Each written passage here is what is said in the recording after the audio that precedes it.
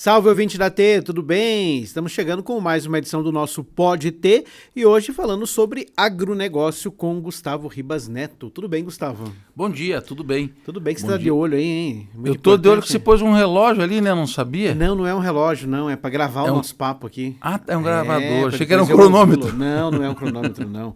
Gustavo, vamos falar hoje sobre o Brasil ser a fazenda do planeta. Como é que é essa história? Você sabe, né? Falam que o Brasil é o fazendão do mundo, né? Já ouvi falar isso. 1,4 bi de pessoas e tal, e tal, e tal. E o Paraná é o supermercado do mundo, né? Por que é o supermercado? O governador que fala, o Ratinho Júnior, fala que o Paraná é o supermercado do mundo. Então o Brasil é a fazenda, o Paraná é o supermercado, porque o Paraná converte muito. O Paraná ele converte muito as commodities em produtos, principalmente proteína, né? Então vai frango, suíno, tilápia, gado, enfim.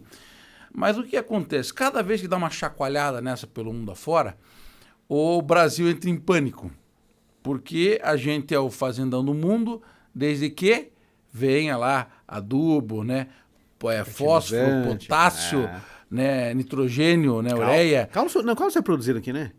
O cálcio a gente usa muito pouco, né? A principal base dos fertilizantes é NPK, nitrogênio, fósforo e potássio. E então dá um problema lá na Rússia, o negócio chacoalha. Aí agora deu um problema num estreito pelo mundo, em algum canto chamado Hormuz, que as pessoas não sabem o que é. Pequeno estreito, né? Um pequeno estreito, tem um pequeno país perto desse estreito e que está chacoalhando o mundo. E daí nessas horas a gente vai fazer uma reflexão até onde somos o fazendão, até onde somos o mercado.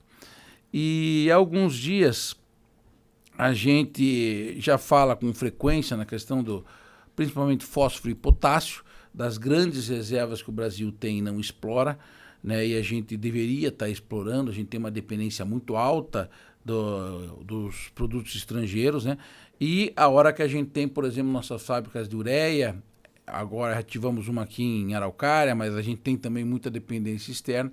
Então isso faz com que aquela questão Bielorrússia e companhia lá, Canadá, influenciasse muito, face a gente não explorar o que é uma obrigação do Brasil, que é explorar o nosso subsolo. Está escrito na nossa Carta Magna que a gente tem obrigação de explorar o subsolo.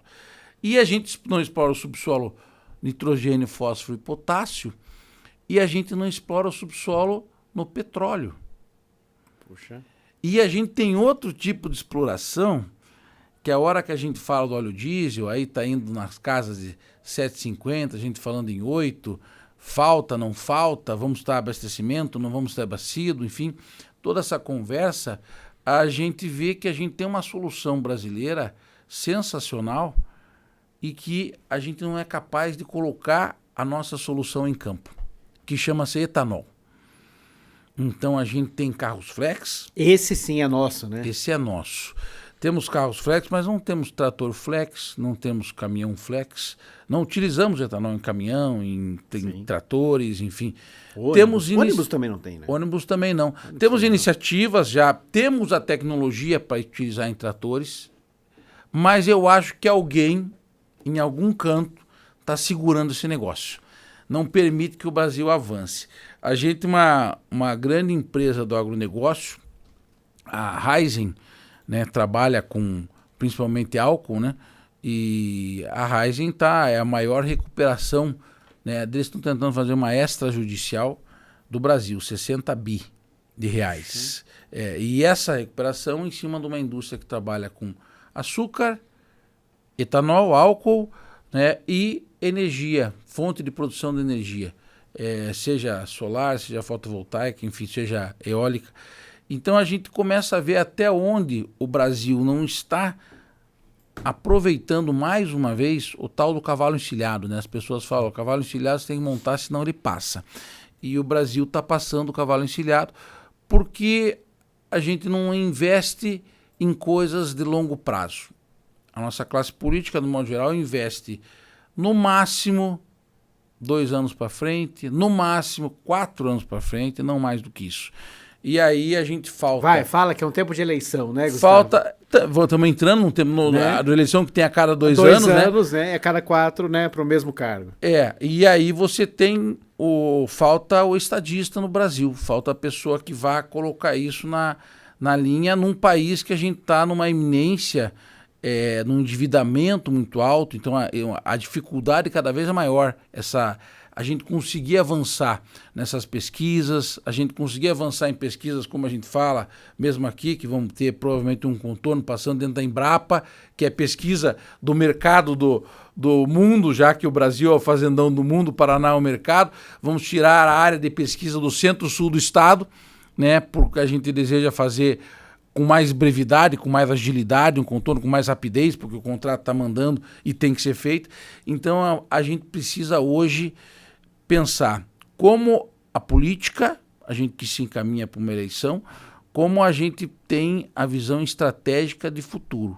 E como é que e se a gente tem essa visão?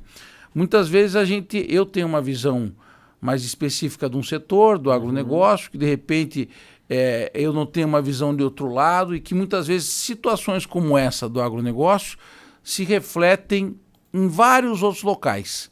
Né? Se reflete na indústria, se reflete na logística. A gente fazendo uma comparação, por exemplo, entre a logística brasileira e a logística americana, nas commodities, que é um produto que é a nível mundial, principalmente na soja, a gente vê que o quê? Os americanos têm um custo de produção mais caro que o Brasil. Produzem menos do que o Brasil. Claro que a gente é muito próximos, a linha muito tênue entre a diferença entre um e outro, não consegue fazer 2 safras de verão como a gente consegue. Aí vem as tecnologias da Embrapa e pesquisa que permite que a gente avance. E o Brasil perde muitas vezes nesse mercado internacional. Onde é que nós perdemos? Logística. Eficiência. Quer dizer, nós conseguimos colocar com a nossa logística cara, com brevidade, o produto lá fora, não tão celeridade como consegue nos Estados Unidos. Onde está o erro disso aí? O transporte rodoviário, Gustavo? A gente está lastreado no transporte rodoviário, em torno de 70%, 80% no transporte rodoviário. Né? Por exemplo, os Estados Unidos está, principalmente na questão de grãos, lastreado em fluvial. Sim. No fluvial é a melhor condição, porque na realidade você sobe com um barco vazio, com um motor, você precisa de um motor menor, porque a hora que você desce cheio, você precisa só manter ele na estrada, vamos dizer assim, né? Mas não é só isso, porque, claro, isso é uma condição que muitas vezes a gente não consegue transpor ou existe dificuldade. A gente tem rios, né, com eclusas e tal, que a gente consegue não navegar. Não é tão fácil assim, né? Não é tão fácil. Mas por que não as ferrovias? Por que não a nossa navegação de cabotagem, que foi colocada há algum tempo e o processo parou? E principalmente a eficiência nos nossos portos. O Paraná é uma exceção, tem um porto eficiente, mas a gente precisa ter porto com muita eficiência. E aí a gente tem a questão do nosso traçado, nosso trajeto, que não perde na questão do trajeto, por exemplo, o nosso maior concorrente, que é os Estados Unidos. Então, enquanto nos Estados Unidos defendem o petróleo que eles produzem, né, defendem todo o processo para valorizar o seu produto, aqui no Brasil a gente está trabalhando na contramão. E essa contramão, infelizmente, não vai se resolver enquanto você não pensar numa política de longo prazo. Enquanto a política for para 2 anos, porque você precisa do vereador e do prefeito para se eleger governador, presidente, senador, deputado e vice-versa, né? Enquanto a gente mantém nesse processo, a gente está fadado a continuar num processo, diria até eu, medíocre, né? Da nossa concorrência comparada a outros países. Muito bem. Gustavo, nosso tempo de hoje chegou ao fim, mas eu já queria deixar uma lição de casa para você, de presente, tá? Para o nosso papo da próxima terça-feira, para que você avaliasse a possibilidade do Porto Seco aqui na região dos Campos Gerais e como isso pode impactar não só na economia, mas no agronegócio, no transporte de cargas, enfim, toda essa situação. E essa conversa já está ficando velha, hein? Pois é. Não é de hoje, hein? Não é de hoje, você né? Está pegando um assunto até antigo e que realmente a gente tem que trabalhar. Vamos lá. Obrigado, Gustavo. Boa Um abraço. semana. Obrigado a você que esteve conosco. Amanhã a gente está de volta com o Pode Ter. Tchau.